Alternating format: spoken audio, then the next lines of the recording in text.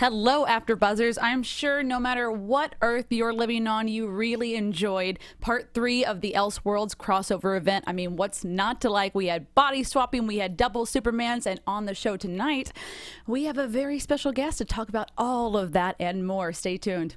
You're tuned in to AfterBuzz TV, the ESPN of TV talk. Now, let the buzz begin.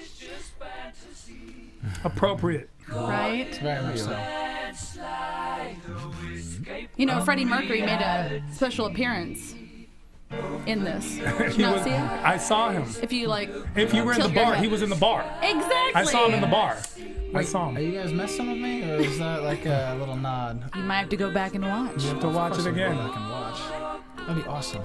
Right before they got into a fight. Okay. Yes.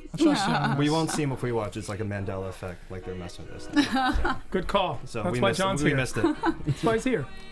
Yes, John is here, and in fact, I would love to introduce our very special guest, John. Oh, you were talking Hello. about me with the special guy. I'm the Yes. special guest. Welcome Thank you. back, John. Thank you for having me back. Yeah, and it's good to good meet to you, last man. time. Well, it's great to meet you. I actually saw the episode that you were on, and when Heather was like, "You're coming back," I was like, "That's amazing. You're really Oh, good. okay. Must You're a need it. DC expert of experts." I would like to think I'm definitely a super fan. Through and through. When you say expert, then all of a sudden everything's magnified. So I know Stick things. to super. I'll just say I know things. I'm I saying know things. expert. Well, why don't you hold on to that until the end of the show, and then you tell me. We'll find out together. I think of you as an encyclopedia, so it's still an E word, but maybe not quite as pressure-filled. I don't know. I'll take both. Yeah. Sure, there you go. Let's go with it. Expert encyclopedia. Yeah. Fantastic. And after John, we have... Hey guys, it's Zach Silverman here. Yay. And welcome back, Mr. Tehran is back. For Yeah. all the people who love me, thank you, and all the people who hate me, I'm back anyway. And unfortunately, Jorge is in a dimension where he is dealing with a flat tire on the freeway, so... Yeah. He's back on Earth X, you know. Yeah, exactly. He's having his own crisis on Earth. Nazis. Yeah. Hopefully the Ray can help him out or something. Yeah. Hopefully he doesn't body swap. Can we talk about that? With the Ray? Are you talking about? That would not be ideal. That would be a little problem. So before we get a little bit specific, I would love to know our overall thoughts, maybe on parts 1, 2, and 3 leading up to this big crossover event, because as we know, part of every journey is the end. So before we get to the end, let's get to the beginning and the middle too. Well, I'm always a fan of the crossovers, and they could be done poorly, but they never are. They're done in a way that actually makes you interested in the other shows, even if you're not, which is obviously the point. And it's also to unify all the shows under one umbrella, which I think is always a wonderful thing when all the shows are good. And in this case, they happen to be so. So if you're not such a huge fan of The Flash, you start watching The Flash. If you're not such a huge fan of The Arrow, which I happened not to be until the first crossover, and then I started watching The Arrow and I became a super fan. You know, it's funny you Then you mentioned become a Arrow. fan. Oh, The Arrow. See? identities revealed. Identities Yeah. come out. See, maybe we should swap. And then the concept of how it's done. And of course, this episode was action-packed. It was fun. And it takes away when we were talking about pressure, it takes away a lot of pressure from previous episodes. So we see an entire tone change in this episode of Supergirl, which is nice for a lot of people who don't like the tone Supergirl's been taking this season. And it's nice for the people like myself who do like the tone that Supergirl's taking this season. It's a good revamp, recharge, or reimagining of all of the shows. 100%. Exactly. Yeah. How about you, Zach? I liked it. Kind of to piggyback off what you said, you know, the crossovers are always fun. I love getting to see the characters kind of cross over and get to interact with one another. They are all under the same umbrella, and obviously in the comics they do interact, so it's nice to see that on CW we can mimic what the comics do. I am actually happy, though, they truncated it down. Last season, I think we had Legends of Tomorrow along with it, and it was just, it felt maybe a little too Convoluted. much. Yeah, and it was a little too much on the point of like, well, now I have to watch all these shows to really understand what's going on. I can't just go back to the last episode. I need to watch at least 2 or 3 episodes to kind of understand the story, or else you're just really lost. And I remember last year, I wasn't watching Supergirl. I was completely lost when it came to that and Legends.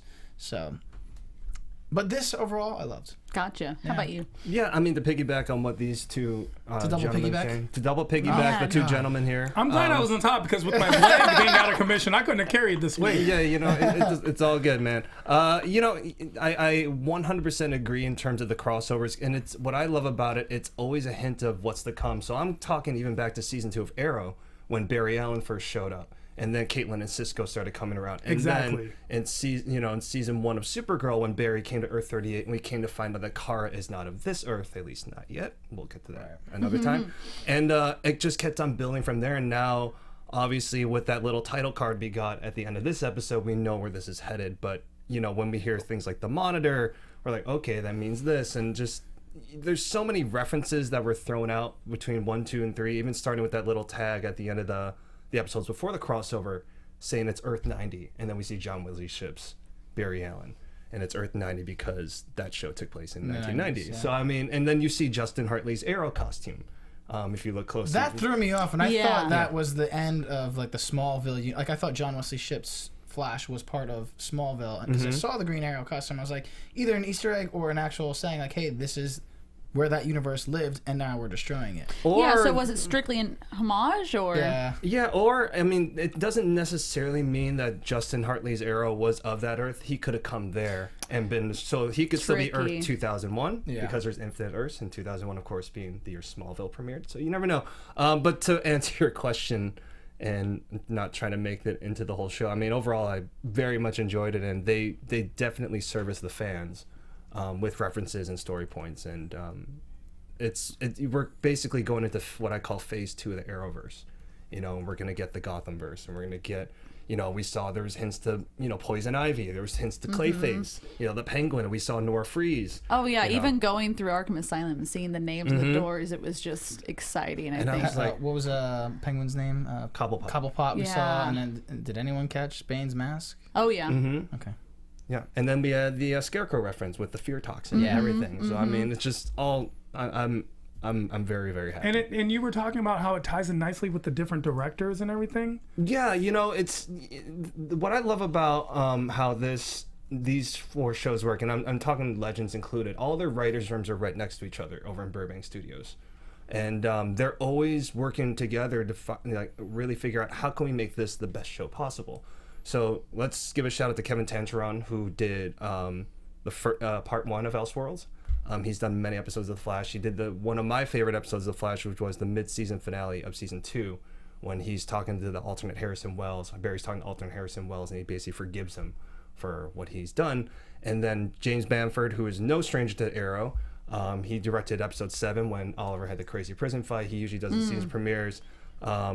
They call him Bam Bam. Bam Bam's also a friend of mine, so I think he'd be very upset if I didn't mention him. So we're all giving you very mad props, James Bamford. And then Jesse Warren for tonight's episode, who also did that little Earth 90 tag to set the tone for Elseworlds. So with those 3, and then also Derek Simon writing tonight's episode, who wrote the Agent Liberty Origin episode. Oh, Which was one of the best episodes It really was. that we've seen in the Supergirl. That was the Arc this year. Man of Steel. Man of episode. Steel. Yes. That was a. And he also wrote phenomenal the Flashpoint episode of season 3 of The Flash, So I mean, that one was also on point. And then when you have the head honcho Robert Rovner writing the episode, something special is going to come. And then with Mark Guggenheim, giving story points, we're going to get something good. And I feel like we did. So. Yeah, I felt like the seeds were perfectly planted to get us enticed for other things, but it wasn't completely dangling carrots. It wasn't trying to pull you in. It was just adding to the story, but knowing that there's more to come. And we still want more too. We're not like, Yeah. I can't enough. We're like, no, bring us more. So at least that's all. I feel like you can't really have a comic book show without having that complexity and the add-ins. And again, I feel like it's always fun for the crossover events because all the episodes are the same, but they're different. They're all the same story, but through a different filter, which I really appreciate. So I guess for this episode, let us start with, will the real Superman please stand up? Let's talk about 2 Supermans. How's about that? How about Tehran? Will you start? Well, the 2 Superman battles, here's the interesting thing. First thing I thought of, if you want to kill Superman, call Batman. That was my first thing. Like, let's not call another Superman. Let's call Batman. Batman would know how to kill a Superman. But the fact that we had both Superman, and I really enjoyed one little tiny detail that I don't know if everyone picked up on, the different haircuts. Because that's not a very easy thing to pull off I did for not production. Pick up on that. I picked up on the different neck. Sure, yeah, I was. Sure, but that's just a That's a costume. I'm talking about the thing, yeah. different haircuts to be able to film in such a way that you have the same Continuity character and keep different haircuts on the characters, knowing that takes a lot of precision in line production and production. And so kudos to them for making that happen. And the writing must be phenomenal for them to be able to arc it in a way where they knew when to shoot what in order to get that continuity. It's not an easy thing to do. I don't know if it was a deliberate character choice or if it was just sort of the intention behind it, but I definitely noticed like a different tone of voice for each of them. I feel like, Black Superman was more gritty and to the back of the throat, but that could have just been for many different reasons, but I thought it was interesting. He had a cold. Yeah, exactly. And so what the storyline of the two Supermans, it's always fun when we get Superman in the Supergirl universe. It's always fun when we get to see a Clark Kent and play out. I'm not the biggest fan of this Superman in particular. However, every time he shows up on screen, I'm very excited. I enjoy it. It's fun. And the reason why you're not so excited about this Superman is because this Superman comes off a little weak. This Superman comes off a little flimsy and It's hard to fill the roles of a Superman. well, it just the character, that's how it's set up. I understand that the foundation of the show is actually of Supergirl, but let's not demote Superman in order to promote Supergirl. We can just and they have definitely them. promoted Superman a lot this episode, so Well, they use Superman to show that it is Supergirl's show, where he has on time and time again say, well, Kara, you really are stronger than I am. Like, this is, like, you should take the ropes. And at the end of the episode, that's kind of what we got. I will say, the one thing that I do like about this Superman is actually his Clark Kent. I think it's much more akin to who Clark Kent is and what I think we might all be familiar with. It's more of a that Kansas boy, home good type, endearing type man, and he plays that very well, which I think we see more of, which Kara needs. That's that guidance that she goes to understand things. But he's not too like dopey. No. I feel like he's a mix between kind of Dean Cain's Clark Kent and also George Reeves. George Reeves, the OG, he was like breaking the fourth wall, winking at the camera. Yeah. I feel like he brings that right amount of energy, and I feel like Elizabeth Bullock, who's playing Lois Lane, is bringing that same kind of juxtaposition to her Lois Lane. So I think those two together, their chemistry is very. It did work very well, especially because they just threw her in so fast in these 3 episodes. Yeah, I mean, almost no introduction really nothing. Yeah. I mean, if there's a woman next to Clark Kent, we know she's who going to it be is. Lois. Yeah. And that's what I love about it, is that you don't always have to show like an origin story. Like, we can put 2 and 2 together. People will understand we've had that's too many origin stories of Superman. There's no need for one in this Well, one. that makes me interested to see what their plan is for the Superman spinoff. And I mean, have we gotten more out of it? I don't think there's much of it anymore, considering he's going to Argo. Exactly. They built up. I feel like what with the double Supermans and the announcement of them having a baby and them going to Argo. I mean, I feel like there was a lot of stuff going on with Clark. And it just makes me curious, really. Yeah, but what show can you really have with him on Argo? Because him on Argo, he's just a normal Krypton. Right. He doesn't have any powers. They're going there so that the baby doesn't have any powers, so that Lois can survive the pregnancy. Sure, maybe they'll come back to Earth when he's like 4 or 5 years old, and he'll absorb some yellow sun and be what's the character's name? And maybe have the mullet like he did back in the 90s Please, when God. he came back to life. That'd be phenomenal. Yes. I think it would be.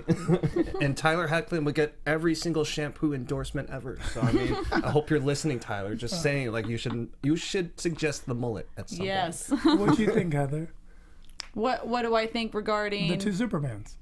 I think I agree, because when I first saw his portrayal of Superman, I wasn't very keen on it. But then I thought maybe he hasn't been given enough opportunity as an actor, and I kind of thought playing this duality, I definitely noticed more of a range, and it made me interested to see what he would do given more meat, really. As I an was actor. hoping for a Superman spinoff the way they set it up. And then we got the Superman spin out. That's pretty much what it was. Superman retiring. I felt like I was hoping, because especially at the end and they were talking, you're like, you've gotten so much Superman, and for the first time they actually showed just clips of Superman in this one. Superman, of course, proposing to Lois Lane, the whole having a baby thing. You're like, oh, okay, maybe more Superman. And then of course we see Superman gets shipped out. Yeah, I mean, at first I kind of thought, I'm like, what, is this an episode of Supergirl or is this an episode of Superman? got- But now I Honestly, realize why. You know, we got all 4 seasons of Lois and Clark in pretty much 3 minutes, Exactly. which I'm totally cool with because I love Lois and Clark. It honestly didn't feel like a Supergirl show though, Exactly. because we took place at Flash and Central City Yeah. for the most part, so it felt more akin to a Flash episode again. Well, it felt like a crossover. Most of the crossovers aren't really relegated to why. one don't know. one specific character, except for the time where it was the Flashpoint where it needed to be about Flash. Right. Because that's specifically Flashpoint. We get a lot of background on a lot of the characters very quickly in these crossovers, and they do a very strong job of filling us in, getting us in place, and bringing these storylines that we're so used to in the comic books to life. And also dangling the new one, the next crisis that's going to happen. So now we're looking forward to it. Even in Kara says it herself, that it feels like this happens annually because it does happen annually. And so now we're looking forward to the next one, which seems to be the next big story arc. Yeah, and I think the fact that it didn't feel like a Supergirl episode is a good thing because the whole point of Elseworlds when it was first concocted was that they have these stories outside the DC canon. So you're given free reign. So, you know, last night's Arrow didn't really feel like an Arrow episode. It wasn't as brooding, but that's a good thing. You know, and I think, you know, because with Gotham by Gaslight, you know, the OG Elseworlds comic, and then Superman Red Sun, I think it must have been so much fun to be in those writers' room, just to be like, oh, we really don't have any limit. We can go there if we want to. Go anywhere we want, You know? and they do it so well, which makes me question, why are DC TV shows so good and the movies so not? I would really is love missing? to answer Yeah. that. What's going on with the canon and the What's freedom? the disconnect? Where the shows are just doing so well. I don't want to discredit anyone for doing their job, but the TV show writers and the producers and the directors are doing just an overly excellent job. I think because the writers stick closer to the stories that have already been told and know like what everyone likes, where the movies sometimes. But they're not. There's a lot of discrepancies. Let's not take There away are from a the lot of discrepancies, but they correct, do it yeah. in such a way that it's flawless. If I didn't know what was different, I would never know what's different. However, in the movies, regardless, I feel like there's a disconnect, right? But in these shows, sure, it's a larger timeline over a season, but why are they so good at developing these characters? Lois Lane wasn't over a season, and I felt a strong understanding of her character. Whether I liked it or not is different than not understanding it. Yeah, well, I mean, the biggest difference being, like I mentioned before, all the writers of these shows, they're literally right next door to each other. And then when it's time for crossovers and when there's ever a question, they're asking each other. Or they'll open up the walls and they'll make it one big writer's room. Now, when you talk about films, they're all basically their own separated entity. It shouldn't be that because, you know, other properties don't do that. But I feel like, just to touch on the DC Extended Universe really quick, that's going to change. And Aquaman, you know. I was is going to say, be the start of it. let us see Aquaman this weekend. Or It's not, going to be, I mean. It's next weekend for Next the weekend. for the rest of us. However, for John and Heather and the privileged few, it's going to be this weekend. and the You guys have to Amazon see it. Prime members. I'm going tomorrow, and I will let you all know. But I've seen up, thumbs up. parts of it. My mentor happens to be the director, so Who do you know and how can I hang out with you? Can we do that? anytime, just find me on Facebook, Instagram, or whatever. I got it. Well, I mean, here's the thing. You might not know this about me, but I'm actually a very posh person, so I clean up very nice. And He has that's a deal silk breaker. bathrobe. No, Exactly. see, I can't have you outshining me, man. You can't. Don't tell I me would that. never outshine See, you, no, but you're also see, very and you're very, very welcome to get posh like me. What I use is an app called Poshmark. It's an app that's on It's free for you to download. And here's the thing about Poshmark that I like the most is when I found out that they were supporting AfterBuzz, I was extremely excited because I purchased a lot of items from Poshmark. I actually got my Louis Vuitton bag for a special discount on Poshmark. All the brand names that you want, Louis, Gucci, Prada, they're all on Poshmark. It's like shopping through millions of people's closets, and it's very easy to connect from buyer to seller and vice versa. I think everyone should use it. If you have, especially with a lot of the holiday things coming up, please feel free to go to Poshmark and dedicate your time. Get people some gifts. More importantly, get yourself a lot of. How do you know that gifts. I haven't gotten any gifts for anyone yet? You just saw I right through already me. felt that. I felt that vibe. But you should definitely use Poshmark.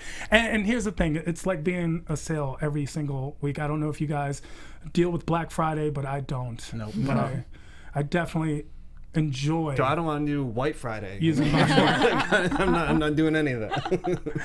Here's the best part. Listeners of AfterBuzz get $5 off your first purchase. Now, it may not sound like much, but trust me, with the discounts that you get on Poshmark, it feels like you're getting some things for free. Just enter the invite code AfterBuzz, all capital letters, AfterBuzz, AfterBuzz, when you sign up. That's the invite code AfterBuzz. Thank you, AfterBuzzers, for being fans of us, and thank you, Poshmark, for allowing us to be fans of you. Well, I know what I'm doing after the show. I'm going to be going on Poshmark. I will say that the only part of this episode that felt like a Supergirl episode is the moment between Alex and Kara, right?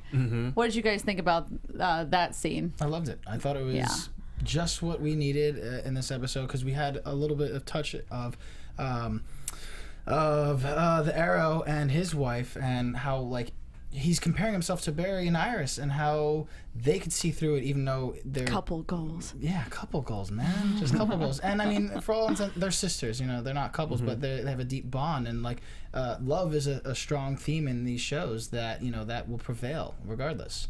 So I'm happy that we got to see that. Yeah. I love any scene between Alex and Kara, because you're always going to get something special. And, I know that word gets thrown out a lot, but like those two, Melissa Benoistas and Kylie Lee, they just have a great energy They work about each so other. well together. And like Grant and Steven, like I look forward to the crossover because there's something special about Barry and Oliver having a scene together. Yes. And we were talking before the show because as we know, in part one, we had the total Smallville nod with the Save Me theme and original establishing shots from the original opening sequences. I do too. I watched it over and over and over. I don't You get can't sick even of it. really say that it was on the nose because it was just so It was just brilliantly perfect. placed. And that was in the script. I got confirmation that was heavily scripted when they first came up with that concept. Like, no, we're playing this theme and gonna make a lot of people happy. So beforehand, I was talking with all of you, and I was like, it reminds you of this thing in season 6 of Smallville. And then Zach pointed out, like, well, that's kind of like, that can be a common thing. So I texted my buddy Craig Byrne. You know what? I called my buddy Bruce Wayne, and let me tell you what he said. You can Debunked what I had said, I guess. No. Well, he did correct me. I cited like a different season. He pointed out a better one. Craig Byrne, if you don't know, he founded something called KryptonSite.com. So back in the day before Twitter, Instagram, any social media, you will go on Krypton site on the forums and talk about Smallville. So I said, Craig, would this be a valid reference? And he said a better one would be season 10, episode 7. It was called Kent, when Clark was put in an alternate reality, and he had to convince Jonathan Kent that he was who he was. So there is our Smallville link in this one. Thank you, Craig. We and knew also, it was there. And also Zach Moore, the host of Always Hold On to Smallville podcast. Between those two, I'm like, all right, they kept me honest on that. I love that you both loved it. I hated it, and I'll tell you why. Hated it. I'll tell you why. It took Kara 2.3 seconds to convince Alex to betray everything she's known in her entire life. Now, I don't care what happened in Okinawa or whatever it was. I don't care what happened, okay? There's no way that if I'm there and my brother, who I've never met or didn't even know existed, all of a sudden was like, but Tehran, I'm your brother, and just told me that, I'd be like, you know what? F this job. I don't need this job. Who needs a paycheck? Well, it wasn't really that she said, I'm your sister. It's that she said, in this other world, you're a badass bitch. And she's like, oh, well, all right. I'm a badass? I'm going to have to counter with what you're saying. I feel like you should like this, and that what she did was right because at this point she had not told anybody who she really was. And then Kara was just like, I know the real you. You want a wife and kids. Got it all. Loved it all. Great. Get it. I would have liked it to have begun earlier. Yes. And then there was a slow progression into her coming back every now and then, sticking. As opposed to that why was she one just moment. there? We Yeah, only have why so was much she just time there together, anyway? though. Why was she standing She there was to begin making with? rounds because Making rounds that's what- there, the only place, there's only one place to make a round. Like, let's move it along, sissy. You know what I'm saying? Like, I wanted more action. Now, I understand that we're in a time crunch because it's an hour episode. However, they've done that before where things have taken a long time. In this one, they were like, we need to figure this out. Let's just figure this out. And what it does is it invalidates us, the audience. We aren't deaf. We do pay attention to these things. We know things like science. Science is kind of real. Traveling in Mach 7 in different directions. More or less. Doesn't really sound like how we're going to stop time. You know who hates that? Albert Einstein. Albert Einstein's really mad at you guys right now. We could have thought of better ways. We're a lot more creative. Let's show that creativity. Now, is it going to be one of those things where it's like, oh, Tehran, you pay too much attention? Yeah, I do, because I watch every single episode. So I'm going to pay a lot of attention. I watch every single thing that you put out. So please do me the favor and don't question my intelligence. That's all I'm asking. If we had set it up where we saw the first scene, had that first scene happened 5 minutes before it happened, and then there was a second, third, fourth, fifth, and a sixth cut, just quick. Instead of all that Frost Alex talk, we could have got a little more of Alex and Kara talk. I would have believed it a lot more. The Frost Alex conversation was kind Did of not like that confusing at all. for me because I don't know, the look in her eye and the tone behind. I was like, wait, does she know what's going? Does Frost know what's What's the going on? And then dynamic? she's gonna try to like hint to Alex. Is she trying to like free Kara? That's what I thought was going on at first. Exactly. And I was like, oh no, it's just to establish that she has a boyfriend. Yeah. Got it. And I mean, Or and here's the not. thing. I believe the Ramon storyline. I was all about it. In fact, I prefer bad Ramon. Let's be real. Yeah. He's Bad great. Ramon That's was the making, second time we got especially to when see was him like, like don't that. touch me. Why did I say you could touch me? Hey, I understand and love that guy. Did any of you catch the subtle Easter egg and where Kara's jail cell is? Oh no. There's a I just number- know that she there's was a- subject one, but that was a. No, there's a number 52 on the wall, which is a significant number. And 52, Seriously? 52 members in the Justice League. It's right Strikes there. again. It's right there. Is she the 52nd member of the Justice League? No, that's just they it's, always uh, plant 52 in 52. all the Arrowverse They just shows. put 52, the number 52 everywhere. Well, they don't put it everywhere. They put it where it's appropriate. It could be on a helicopter. It could be on her jail cell. It could be on a cat. Someone's tattoo. I don't know. That's a great Easter egg to look for. And so now, and there's 52 members in the Justice Of the League. Justice League, correct. That's very cool. I feel like minus the color. I mean, the cut of Superman's, Black Superman's, African American Superman. Is that what I should have said? No, no. Yes. I feel like the cut. None of of them his, are qualified to answer that question. Right? Yes, it is. Yes, it is. African American. How do you know I'm not from South Africa? Come on. Very possible. Still not qualified to answer that question. Reminiscing of New 52. That's all I was going to say. Sure. Yes.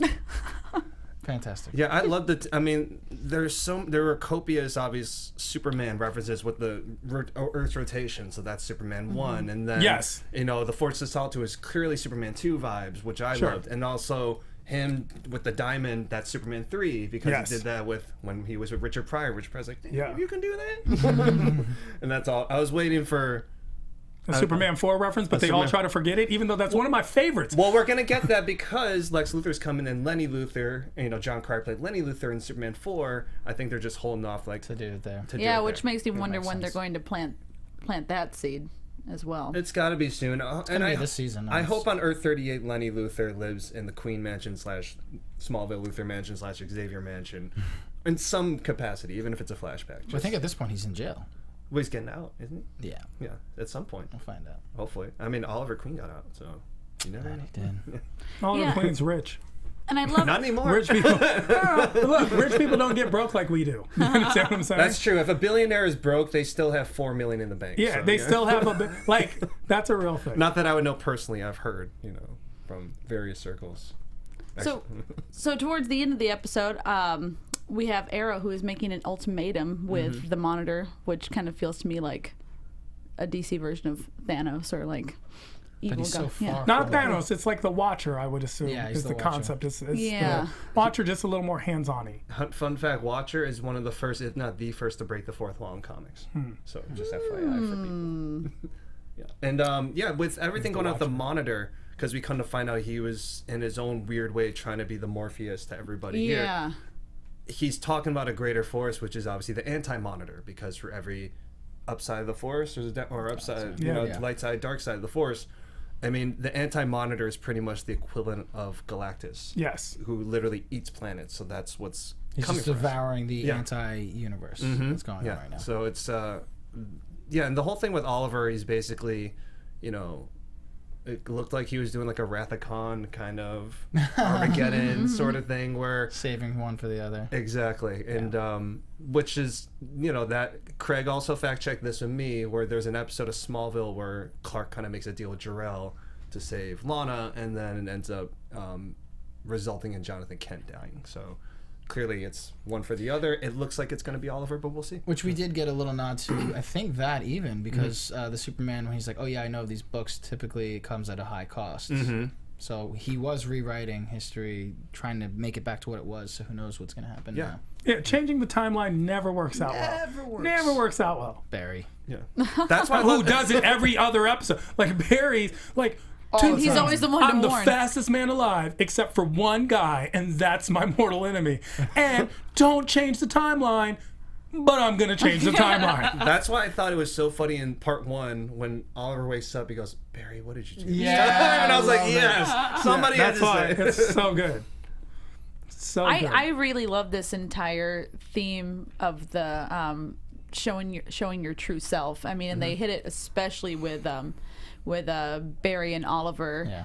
How Oliver uses his rage, and that's what has him muster his strength, and then Barry has to focus on those that he loves, and I mean, they're just such a balance of light and dark within themselves, which I just thought was a really interesting dynamic to take. And I just think I'm curious as to we all think that that Arrow sacrificed his life. Well, that in seems order to be the underlying, and I think in the chat, if we're going through, Zach, can you read anybody's comments in the They were chat and how talking they're about feeling? it up above. We got into Lex. We were talking about Psycho Pirate.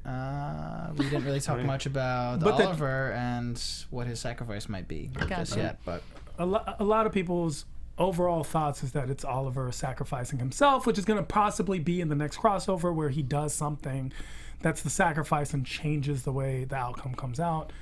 That seems to be, I think that John has the actual answer, but for some reason he's not really willing to share. John, I'm sure it's going to change over the next year. But I can't share while we're live. I'll listen That's later. all I'll say. I can't share on the record. And one quick thing, I was super happy to get the Gary cameo from Legends. and a lot of people were very happy in the chat someone was just regarding talking Gary. about that. I do not watch Legends, so refresh some of the listeners that might not watch the. We have Bishop talking about it right there. We have a lot of people on the chat very interested in Gary. We have ZS8, I believe. They're loving this Gary crossover. So Gary from Legends being in. Gary is just his big personality. Every time he shows up on Legends, it's like no matter what's going on, he's like, "Oh, hey guys!" He's just always super happy. I mean, it's as happy as Ray Palmer was in like season 1. He's when the he first- Jorge of Legends. I think even more so. I mean, like Gary's on another level, and it's just whatever he brings to a scene. It could be the darkest scene ever, and he can still be like, "Oh my god, it's so cool!" And I think characters like that are important because it's like, "Oh yeah, let's have fun with this." And I thought it was, for me, it was kind of a bummer not to have the Legends be part of it. I totally get why it wasn't, because now having seen parts 1, 2, and 3, it wouldn't really have served the story, and also logistically. Legends is a hard show to wrangle to begin with an ensemble, let alone you add an ensemble. to a larger. That's so So fun. here's the question: do they have a chance of appearing in the next one? I think in some capacity, I don't know if they'll incorporate the entire show, but I feel like with everything going on in Legends, if people are watching Legends, John Constantine did this crazy thing, and they had their own Elseworlds going on yesterday. If anybody saw. We'll see. I hope so. I hope in some way, shape, or form, because if something's going to happen with Oliver, obviously Sarah has a lot of ties to Oliver, so there would have to be some sort of connection there. That's very cool. Can we really quickly touch? I know we have an amazing special segment by you guys. I wanted to know about the Trekker twins, what everyone thought. Oh yeah, I love that because as soon as I saw them, I'm like, oh, okay, there's two versions of the Trekker twins. There's like the hero version, and there's the villain version. The villain versions actually end up as part of the Black Lantern Corps, and I'm like, oh, are they really gonna go there? How far are they gonna go? Yeah. Well, because they hinted at John Diggle being part of the Green Lantern Corps on last night's episode. So I was like, are they really from there? Like, they didn't, but and then I got Home Alone flashbacks because they reminded me of like Harry and Marv from Home Alone. So that's what I thought of when I saw them. Well, going into our special segment, I know we got to see Batwoman, which was so amazing. I think Ruby Rose just knocked it out of the park. I'm so excited to see what she did. What do you guys think? I'm excited to see more of her. Yeah. Right? Yeah. I mean, the show's going to be phenomenal. I think. Yeah, I mean, with just what little addition. I thought it was so great. Well, I mean, we don't only have to talk about Batwoman. We also have Batgirl to talk about. In fact, Zach and I were part of a really amazing project. We just, in order to celebrate the Elseworlds crossover event, we decided to drop part 2 of our web series, Saturday Night in Gotham. We have a little bit to show you up on the screen. Oh, we get to watch a little bit? Yeah. Let's watch this. Sneak All right. peek.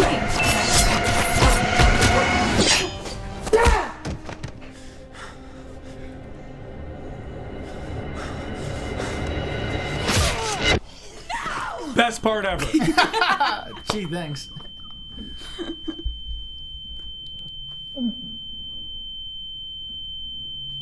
Spoilers. Loved it. Should have kissed him. Right?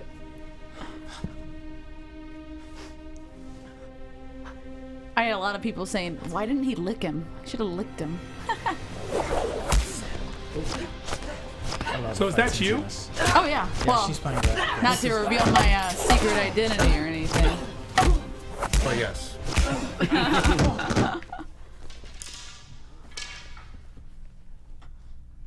This is great. Why, thank you. So, guys, if you haven't already checked out part 1, that's also available on YouTube.